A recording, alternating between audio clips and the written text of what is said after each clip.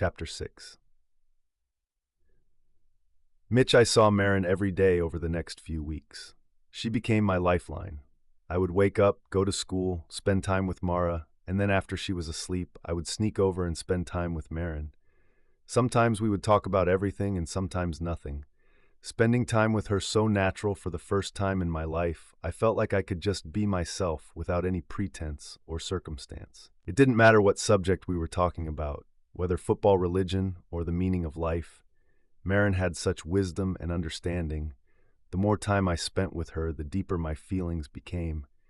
It got to the point that I didn't know how I would survive without her. Her presence in my life became like air to me, essential and non-negotiable. I still had my responsibilities, such as football, Mara, which were obligations that I took care just because I knew I would see Marin at the end of the day, and I could pour out my heart, my soul, my worries and stress, my heartache and pain, and she could do the same with me. Every night that we spent time together, it was like a threefold cord being weaved between us. That cord was building an unbreakable bond that was making us both stronger, wishing that there was some way out of our situation. But Marin was right when she said our fathers would have fits if we called off the agreement. Knowing what they have going on, it wouldn't be good for either one of us. They both would blackball me, and God knows what they would do to Marin. I couldn't do that to her. I couldn't be the cause of more pain and anguish in her life. She's had too much of that. I couldn't be with her, but I didn't have to make her life harder with my own desires. So every night from the day I left Marin's apartment to the weekend of her birthday, all I did was go to school, go to football practice, come home, fuck Mara, go to sleep, dream of Marin. That's what my life was like for the next couple weeks. On the day of Marin's and Mara's birthday, there was a huge party planned for Mara. People were everywhere on that day, setting up on the lawn. Mara, as usual, was screaming and yelling at people when they weren't doing things to her specifications. "Why did you put that glass on the table?" She was pointing to a glass. "I told you that I wanted the glass with the doves on the table, not the eagles. The eagles' table is over there, you idiot. This is the doves' table. I need dove glasses." "Yes, ma'am," the scared waiter said right away. Mara turned towards me. "Hi, baby," she said. I gave her the compulsory kiss. "It looks like the party's going to be so lit." "Oh, it is. We've got everybody coming. It's going to be the talk of the season. My 18th-year-old party is going to be something that people will be talking about for years." "Well, is there anything I can do?" I asked. "Why would you want to do anything? I've hired enough people to do the work. We can just sit back and relax." "Okay, listen, babe, I said to Mara, I've got to go and get ready. Coach wants to see me before the big party tonight to go over some game plays, football stuff." "Okay, see you tonight. Bye." She kissed me. I turned to go and find Marin. I knocked on her door and she let me in. As I stepped inside, one of her helpers, Nina, was doing up her seatbelt. Her other helper, Lindsay, was coming out of her bedroom. "Hi, Mitch," Lindsay said. "Hey, Mitch," Nina called. "Are you getting ready for the big party?" "Yeah, it's going to be a lot of fun. Mara's getting all prepared for it." "Hey, ladies, do you mind if I speak to Marin for a second?" They both looked at Marin. "It's all right, guys. I'll see you soon." "All right, bye." Both of the ladies exited the little apartment. Marin and I were left alone. Is it me? Or did those ladies forget to wish you a happy birthday? Oh no, it's not just you. They didn't forget. They never do. They may be my caregivers, what are commonly called attendants, but they treat me as invisibly as everyone else does. They never fail to remind me that they're hired by my parents to look after me, and the fact that looking after me is a chore. They're nice enough, I guess, and they do their job, but they're just as oblivious to me as everyone else is. Really? Yup, just call me Miss Invisible. You're not invisible to me. She gave me a megawatt smile. I know I'm not invisible to you. She drove over to me and lifted her arms for a hug. I gave her one. So let me be the first one, even if only one, to wish you a very happy birthday, baby girl, on your special day. You are the girl who brought so much joy into my life just by your words. You are the only person who truly understands me and loves me for who I am and doesn't want me to change or anything. Your words may have spoken to me first, but over these past few weeks, your life speaks louder than your words ever could. You love people who care about you at all, and you only wish well to people who mean you nothing but harm. You inspire me every day when I see you. You carry light to every moment where there is darkness.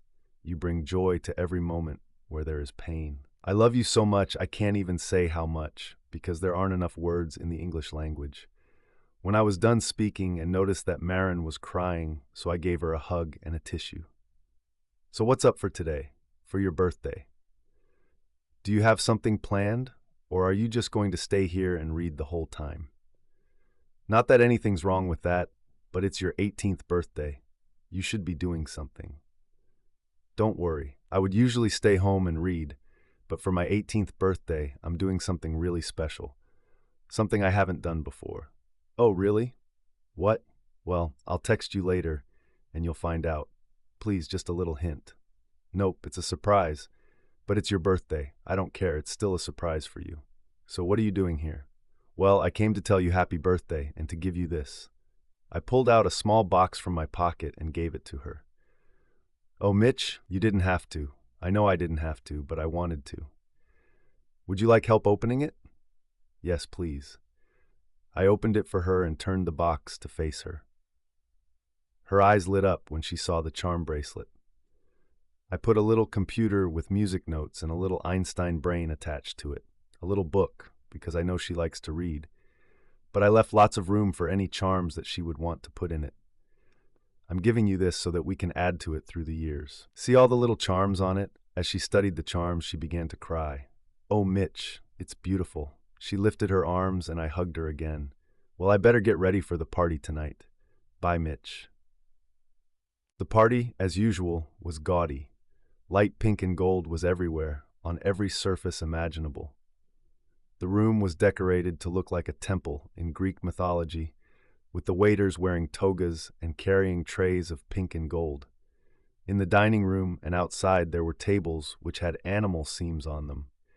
Each table had a centerpiece with a pink and gold version of the animal kingdom for that table, and every piece of cutlery along every plate was in the shape of that animal. In the ballroom where the dancing was taking place was Mara. There was a huge princess throne in the center of the room, with the same color theme, and everyone else was meant to be her subjects that she commanded. It was more like a queen commanding her subjects than someone having a birthday party. All the decorations were gaudy and over the top. It made me sick just being there. But I couldn't wait to see what Maren was going to text me. Around 9 o'clock, I heard my phone buzz.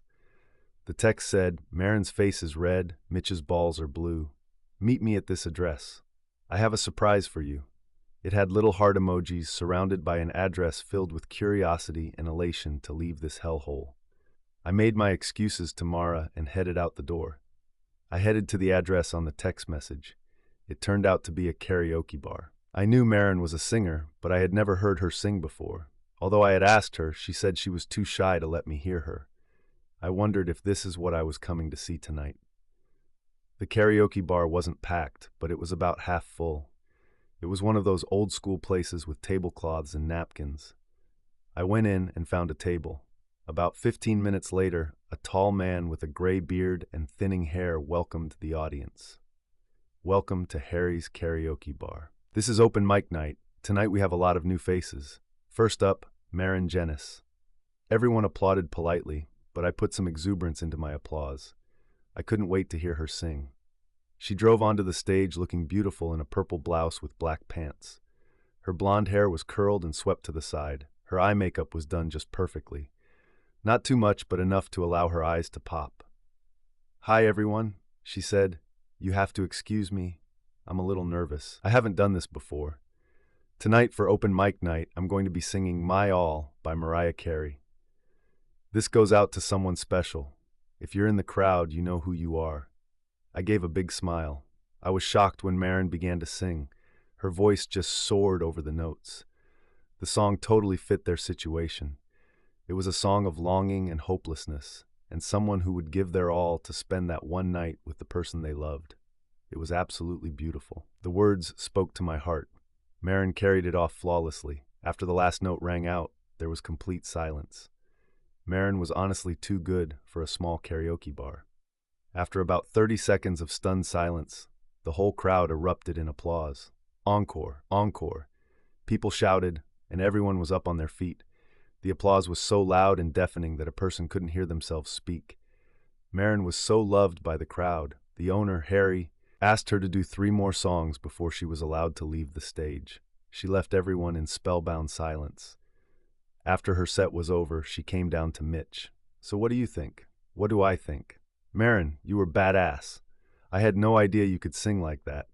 I'm honestly stunned. You should be a professional singer." "Thank you. But it's hard for people with disabilities to break into the industry. I'm sure there are ways now. People record everywhere, don't they?" "Yeah, but sometimes when people see that you have a disability, it hinders them from taking you on. They see the dollar signs, yes, but they also see the trouble and the extra care you might need with touring and stuff. It's possible, but it can be difficult, and I don't know if I have the stomach for it. You should go for it. You would do a lot in the industry. There's so much negativity in the industry. They need someone positive like you. They need your light and your life to show them the way, to show them whatever challenges they're facing, they can do it, like you show me every day." "Ah, thanks, Mitch. We had dinner, and we talked and laughed. For so long, we didn't realize that it was almost 1 in the morning. Oh my gosh. We got to go. I got the check, and then we went outside. It was a warm night. Thank you so much, Mitch, for coming. I know it was a risk. We're not supposed to be seen together, but I couldn't not invite you. I had to let you see me sing at least once because it's something else that I do that no one sees or knows about or cares about, but I know you would. Thank you for letting me see you, not just see you sing, but see who you are. You are welcome. Thank you for caring to see who I am and paying attention. You are the first person in my life who has, and for that, I'm very grateful. Oh, you're walking with me to the bus, but I know you took your car here. I'm so sorry, but I wanted to talk to you so bad I forgot about your car. Don't worry, I'll come back tomorrow and pick up my car. I'd much rather go on the bus with you." Okay, we moved together in silence, her driving her chair on the sidewalk and me walking beside her. Not for the first time, I wondered who was this incredible woman that I was talking to. When we got to the bus stop, it only was about 2 minutes until the bus came. The driver put the wheelchair accessible ramp down, and she drove in, and I took the seat beside her. "Mitch, if you weren't playing football, what would you do?" "Oh, I think I would teach," I said. "I love children, and I think they don't have enough good role models, so that's what I would do." "What would you do?" "I would write novels and sing on the side." "Oh, really? What kind of novels would you write?" "Oh, sexy romance, of course." Of course, I should have known that from the first 2 fantasies that I read. We laughed. There was a lightness and a jovialness to the mood. I felt like I could talk to her forever. Pretty soon, the bus stopped at our stop, and as we neared her house, we walked together in silence. When we got there, she stopped. "Thanks, Mitch, again for coming tonight. I didn't know if you would, but I thought I'd give it a shot." "No problem. I had a good time."